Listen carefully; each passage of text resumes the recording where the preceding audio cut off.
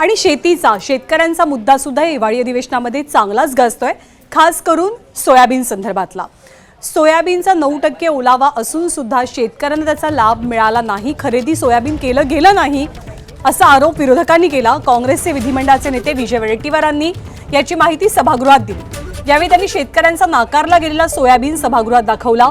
तसंच खरेदी केंद्र देण्यासाठी पणन मंत्र्यांच्या ओएसडीनं पैसे घेतल्याचा आरोप केला।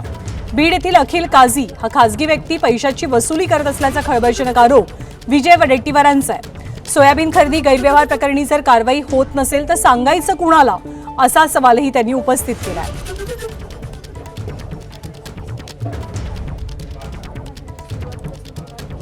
बघा, मी तुमच्या पुढे रिजेक्ट झालेला सोयाबीन पाठवत आहे। रिजेक्ट झालेला या सोयाबीनची प्रत पहा तुम्ही, शेतकरी वाचेल की नाही। अध्यक्ष महोदय, फार गंभीर आहे, शेतकऱ्यांच्या जीवन मरणाचा प्रश्न आहे म्हणून मी बोलतोय।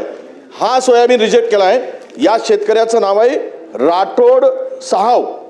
हा माणूस आहे राठोड साहाव, हा माणूस आहे माहुरगड किनवट तालुक्यातील बोबगाव हे एक। हा रिजेक्ट होऊ शकतो का?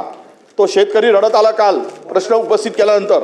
हा दुसरा शेतकरी, अध्यक्ष महोदय बघा, हा तिसरा शेतकरी, हे पूर्ण नांदेड आणि यवतमाळ जिल्ह्यातले शेतकरी आहेत, यांच्या नावासह इथे चिठ्ठी आहे।